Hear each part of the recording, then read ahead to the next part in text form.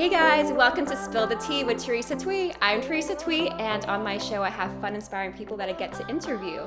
Today's guest is Sarah Herse. Sarah Herse, welcome to my show. Thanks so much for having me. So tell us a bit more about yourself.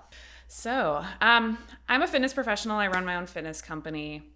I do many different things, but primarily online coaching in the fitness space, and then was a in-person CrossFit trainer, but stopped doing that during the pandemic, so moved everything online now. But I'm also a pro bodybuilder, and I compete in powerlifting and still do some CrossFit as well. Very cool. You can do it all. Kind of. I try to. I've got some questions for you. Mm-hmm. First question, I've noticed that you have a dance pool in your house. What's more fun to work out with in your home? Your dance pool or your barbell? That's a good question. I'd say more fun would be the pole, but it's actually really hard. And I've kind of gotten out of shape with it, so I haven't used it in like a year probably. Because it's like, once you lose that skill set, it's Right. hard to get it back. And you have to like build up the calluses on your legs and stuff because it's painful. And was that self-taught? Yeah, more or less. I was first introduced to it when I lived in New York City. I took some classes at Crunch Fitness, which is like a chain. And I picked it up pretty quickly. And like literally like a month later, I bought a pole. And I was like, I want to learn this. And then I kind of taught myself from there. That's so cool. Not many people have an actual pool in their house. I know. And they're pretty affordable and easy to install. So I highly recommend it. All right, so I think you're a queen because you're super strong. Oh, thank you. Being CrossFit trainer, competitor. What is your favorite exercise? The deadlift, burpee, or snatch, Okay. or none of the above? Interesting choices. Actually, deadlift. I'm glad you threw that one in there because that's my strongest lift. So I do not mind a heavy deadlift.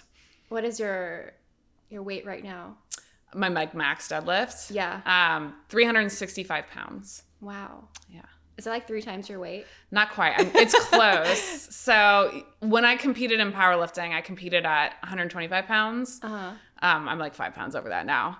So if I could get to 375, that would be triple body weight. Wow. So that is a goal, kind of a bucket list item that I would like to do. Right. That's amazing. Yeah. You can do it because your next competition's in August, right? That's bodybuilding. Yeah. So it's different. Yeah. Mm-hmm. So I'll have to decide if I want to do a powerlifting. If I think I could get triple body weight, I would do a meet just for that reason. Yeah. You should totally do it. All right. So I saw that you posted a delicious recipe on your stories or your post. Which is better, watermelon poke or the OG fish poke? I gotta say fish. I mean, when you've got good tuna, like, is there anything really better? Like, so good. But watermelon was very creative. Like, Yeah. I'd never baked watermelon before. It looks good. Yeah. So, I mean, if you're vegan, try the watermelon one, but you're missing out if you've never had the fish one. Yeah, it's really good. Yeah. Which is your favorite restaurant for poke in Houston? In Houston, I've only been to the one in our neighborhood. Do you know what it's Seaside? called? Yeah. Really good, yeah. Yeah, so that one's good. I don't have anything else to compare it to here locally. You can just make your own because doesn't your husband fish? So yeah, we've made our own. Like, my husband fishes, but he does fly fishing, so it's usually redfish. You wouldn't want to make poke with redfish. But he's caught flounder, which you can eat raw. Really? And so, yeah, when we have flounder, we'll make either sushi or we've done like a poke style or just sashimi style with the flounder, and it's so good. I have to try that because usually when my dad, he'll cook it, he'll just fry it. But Yeah, flounder's good enough that you don't have to. Right. Yeah. This summer, will we find you at the beaches of Galveston or Miami again? Oh, good question. God, I wish Miami, but no plans to go back right now. Yeah. So I spent like 9 weeks there this year because we were kind of taking advantage of like work from home. My husband was also working from home, but now that's done. So he's got to be in person. So we probably won't get to go to Miami. But it's good that you took advantage of that time. Yeah, I know. I wish we'd done it sooner, honestly. Yeah. But yeah, we did. But we both love Miami so much. So It's beautiful. yeah, if we can get back sometime soon, we will. Let's see. You live in workout outfits. Yes. Since you train every day, what would you literally live in every day? Oh, I'm sorry. What would you literally live in all day? You mean like outfit wise? Like what type of workout What would outfit? you wear? It doesn't have to be a workout outfit. Oh, if we took out that Sweats. I mean, I love a good sweatpant. Yeah, I'm so casual. And like, honestly, wearing jeans here, I was like, oh, I haven't worn jeans in so long. Yeah, I like wife beaters and sweats. So. Ideal work of choice. Yeah, or outfit of choice. Pretty much. That's pretty much what I like to wear. Super comfortable. Yes. And then what would you do if you could only do one for the rest of your life? Dance, gymnastics, or CrossFit? Ooh. I'd say at this stage of my life it'd be CrossFit. Yeah. Yeah. Dancing was definitely my passion for like the beginning of my life up until I was 18. And now I just don't do it enough. It would be sad if I never danced again, but I feel like CrossFit would keep me sane and fit. So if I had to pick one and happy, I would probably be CrossFit. What kind of dance did you do growing up? A little bit of everything. I kind of started to specialize in ballet by the time I got to high school. Mm-hmm. But I did, jazz, tap, lyrical growing up, and dance team, like Pom Squad, we called it where I'm from. So I did Pom Squad in high school, but also was doing ballet and musical theater. That's so cool. Yeah. I just watched a movie recently called Singing in the Rain. Have you seen it? Like the old one? Yeah. I've never seen it before it's so this good. past weekend. So and I was intrigued by like the main characters just dancing with tap the entire time. Beautiful. Like, wild, yeah. Yeah, I was a cinema studies major in college, and so I took an old Hollywood cinema class. And I just remember like some of those movies are so magical when you watch them now, you're like, wow, like just the way they used to make movies is so beautiful. It's entertaining, and when I think of a movie now, I couldn't think of something that's made nowadays that's like that can match it. Right, I agree. It's a totally different style. It's a classic. Has anyone ever beat you in an arm wrestling match? And this question. Is not a challenge. Yeah, you want to throw down? Honestly, so I don't know if you saw, I posted a video of an arm wrestling. That's how I got the question. Yeah, so that's like the only time I've indulged that request, because I get asked. It's kind of like a common thing people like to ask me on the internet is like, can I arm wrestle you? It's just like men, Can I arm wrestle you? And I'm always like, no. But this one time, at my cousin's wedding, some guy at a bar was like, I want to arm wrestle you. And I was like, fine. Because I was like, I think I could beat him. He's a skinny cowboy, And so I did. But it's funny because that video went viral. And the comments about whether or not I cheated or whether or not he let me win was insane. The thread is like just hundreds of people that have an opinion about it. It's like, have you looked at yourself? I know. I'm like, guys, like it's theoretically possible that a girl who works out every single day might be able to beat a guy who doesn't work out. Exactly. Like, come on. But I'm retired. No more arm wrestling.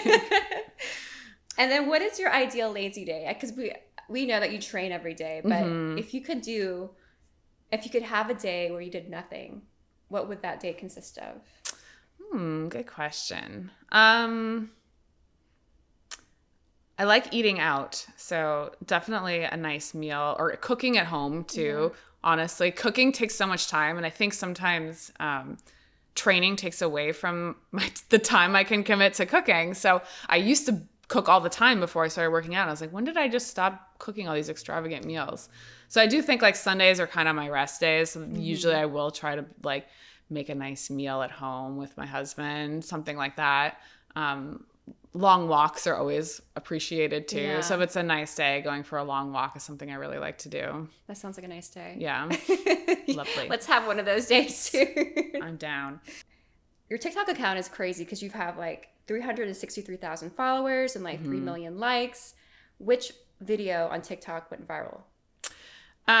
Like the first one to go viral? Yeah, which is or the most? First. Yeah, I guess the big one, the most viral video, is kind of random. It was me doing a weighted wall sit. So I was just in my garage gym, and I had my husband put all the plates on my lap. And it looks really hard. It's not that hard to do. Like if you tried it, you'd be surprised how much you could actually hold, because it's more about like stacking them on your like bones rather than your muscles, although your muscles have to tense up to stay stable. Right. But yeah, that one I think has over 8 million views now. Wow. So that's the most. Yeah. I've got one on Instagram with like 7 million, but I think That's a lot of views. It is. It's hard to imagine that many people, right? You're like, who are all these people? But it's all over the world. Yeah. It was a lot of Latin America for some reason. And a lot of kids. I got a lot of kids duetting me, like 8, 9, 10 years old. Do you think it's certain hashtags that you had used for that video? No, I don't. I mean, I'd have to go back and check because I'm really bad with hashtags. So I don't think it was hashtags. It's something else about it that caught people's eye. It had a nice narrative. Like, I always tell people, like, you want to create stories with your videos. So, like, something that has kind of builds up to a climax and then a short, like, kind of denouement or whatever. And for me, it was, you're building up because the plates are coming, you're stacking, and then you're waiting to see how high is she going to go. And so I think it did a nice job of kind of building up that, like, suspense. Yeah. That's the only reason I can think of. I don't know why. And I think that's what's great about your videos is because you want to watch till the end. That's the goal, yeah. Yeah. Mm-hmm, for sure. It's a good job. Thank you. Last question. Okay. Can you show me how it's done in creating a viral video? Ooh. Let's do a TikTok. Right now? Let's do one. I know we talked about this before in terms of like making a video. But. Yeah, we should. But we'd have to come up with a concept first. But I can give like some general pointers if that's helpful. Sure. Or do you actually want to make one?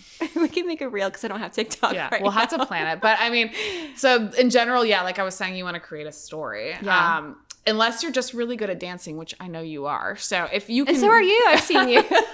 If you can just vibe and people just really dig your vibe. But even if you're gonna do a dancing video, like you want to think about what's gonna make people like curious. So like, is it the location where you're dancing? Is it your outfit? Is it the way you enter the camera? Like super dramatic. So like having a hook in the beginning is super important. And then building up to something if you can, and then some reason that people are going to engage with it. So is it confusing? Is it controversial? Is it just really funny? Like you've always got to have something special about it. I've noticed if it's just too okay, my husband and I have this joke where it's like a lowercase c concept, like where I just do really cool visuals, it won't perform well. Oh really? Yeah, he'll be like, that's too lowercase, Sarah. Like you've got to like, so you got to have the cool visuals. Yeah. And like have the hook or whatever. Why do people care? Okay. Because people don't care about camera work on TikTok. Like that, they may be used to in the beginning. Like, whoa, that transition was so cool. And now I've done all the cool transitions and I've realized that people don't care. Okay. So it's like, it's got to be more than a cool transition. They actually have to get something out of it. Okay. So that would be my advice. Noted. Yeah. For our next TikTok video. Yeah.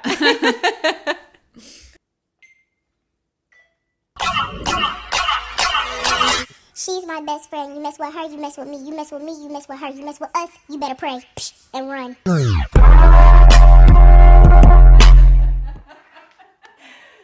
Thank you, Sarah, for spilling the tea with me. Thanks so much for having me. This was fun. Thank you. So let everyone know, how can they follow you? So I'm on Instagram and TikTok at Sarah Herse, SarahHerse. Awesome. So make sure to follow her on Instagram and TikTok. Thank you so much for tuning in to Spill the Tea with Teresa Thuy. I'll see you next time.